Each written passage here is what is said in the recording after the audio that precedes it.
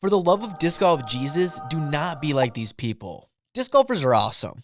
Well, let me rephrase that. We aren't. Most of us are assholes, but at least we can get along by throwing some frisbees in the woods. If we're being honest with ourselves, we all know the worst types of disc golfers. Don't believe me? How about the dude blaring his death metal as loud as it goes? The Dark Ace apparel might look dope, but we don't need the grandma feeding the ducks at the end of the pond thinking anyone is scheming for their next massacre. Disc golf courses are way too close to schools for that shit. I know I picked on metalheads, but this goes for any type of music. It's 2024. They make headphones. Even third graders are selling off-brand AirPods nowadays instead of lemonade. Trust me, I used to be the guy who walked around with the speaker turned all the way up. To be fair, my playlist is filled with The Dead, Fish, The Band, and if people were lucky, they would even get to listen to some Yonder Mountain string band. Although nobody told me directly I was being annoying, the dirty looks eventually were too hard to ignore. It's like these people have never seen a 19-year-old singing 2 hits and a joint turns brown. Still not nearly annoying as the person that has to rangefinder every shot. Sorry, but there's absolutely zero reason anybody needs to use that cheating device on the tee-pad. There's a fucking sign with a distance on it for a reason. Don't give me this bullshit about wanting to know where your landing spot is. We're at your local course. You should have already had the measurements figured out. Nothing annoys me more than when discussing in or outside the circle, and we got Inspector Gadget letting me know I'm 35 out. A simple yes would have answered my question, but I'm glad you can justify the same amount of money you could have spent on 5 dances at the lumberyard for that hunk of plastic. And that one doesn't even go up your ass. At least it's still better than the guy who has to explain every shot before he throws it. Not sure who needs to hear this, but you don't have to announce what you're doing before you do it. Half the time, the shot is nothing like you described it anyway. And now, even if it did happen to be alright, we all know you didn't mean to do it. Quick disc golf tip. Just wait until after you throw to say what your plan was. You know why? Because then you can lie. Or then you can turn into everyone's favorite type of disc golfer, Mr. Excuse Maker. Every league has this guy. Half of you already have the name in your head. I'm talking about the guy that somehow always finds himself in the worst position possible with horrible weather conditions. Basically everything that could go wrong does. Well, in their mind, of course, because it's always fine. Makes me think they have a case of DG schizophrenia the way they come up with the wildest stories on why their disc didn't do what it was supposed to. I've literally heard someone try and blame the win from the day before on why he was playing bad. Not sure how that one works, but sure, I'll believe ya. Just like how I believe when every Berg lover tells me why that disc is a game changer. No, it's not. Do yourself a favor, and when someone is trying to convince you to throw a Berg, turn around and just walk away. I promise your game will improve. Just watch. Or, if you want to do the rest of us a favor, punch that guy in the face. Maybe then it'll knock some sense into them. Clearly nothing else is working at this point. I mean, throw what works for you, but if the Berg's what's working for you, I would suggest scheduling a visit with your doctor, ASAP. Unlike the dude that fakes every injury possible. You know the dude I'm talking about. The one that tears some muscle every week at leagues. It's pretty easy to point out. It's kind of like Beetlejuice. Once there's 3 mistakes, boom, an injury pops up. It can be simple, like a pulled shoulder, a limp in the walk, or how I describe it, a bit of vaginitis. Usually occurs somewhere in the lower area of the body. Next time you think of complaining about a bad shot using some sort of pain as a justification, just keep in mind, no one gives a shit. Even less than the non-sponsored sponsored guy. Let me explain. The dudes that have taken it upon themselves to only throw one brand, even though they aren't getting paid to do so, and then telling everybody about it.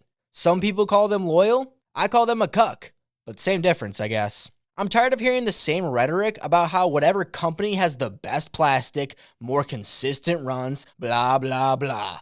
Every fucking person says the same thing from every company, and from someone who throws everything and anything, yeah, a straight up disc whore, I can say with confidence, you're all wrong. I don't give a shit what you do, but don't spread lies to impressionable disc golfers. Keep letting the disc manufacturers do that, because capitalism or whatnot, but don't be their sheep for them. Could be worse though. Could be like one of those cowboy hat wearing, Ponzi scheme fallen disc golfers.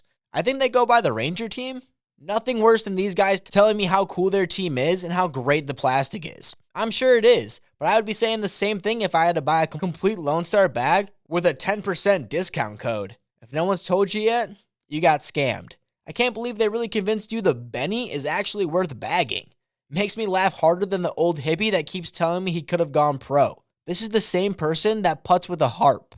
It's bad enough it's fucking trilogy, but come on, that thing is no putting putter. That's not even the worst part. I've yet to see this dude shoot under par, and I play with him damn near every day. I'm sure there's more to the story, but when someone hits that many trees with a berg, it's hard to get a word in over the screaming.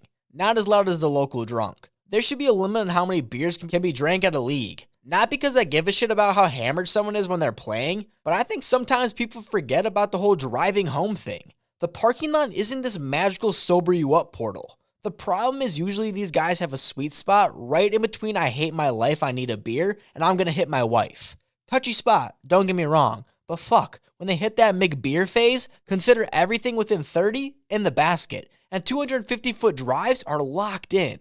Too bad stoner disc golfers are the true kings. I've seen dudes smack blunts bigger than King Kong's fingers and then proceed to hit a glob off the park bench that looked worse than when my allergies act up.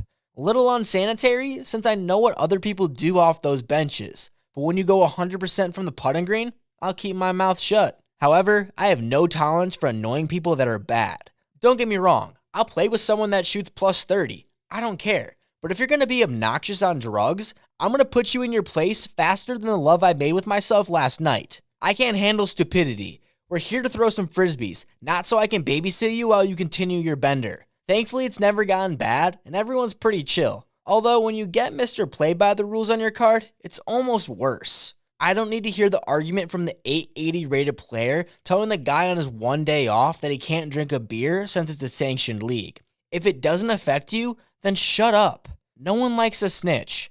I've had too many awkward occasions with card mates arguing over the dumbest shit. Usually involves one dude holding the rulebook and another with a joint in his mouth and fist clenched. 3 times in my life has that happened. Each time did end peacefully, usually with some words under the breath. I'd take that over the wannabe coach that thinks everyone likes his unsolicited advice. I'd bet any money they also sent dick pics in high school without consent. I'm still debating which is worse. Sounds bad, but I've seen these people coach, and I have a hard time thinking a picture of their dick could possibly be any worse.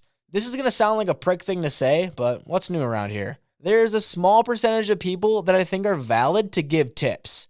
Seriously, if you can't do what you're saying, I have a hard time believing in it. Now, there are exceptions, don't get me wrong, because there are some people who have taken time to learn all the small details and be good at what they do, and are some talented coaches.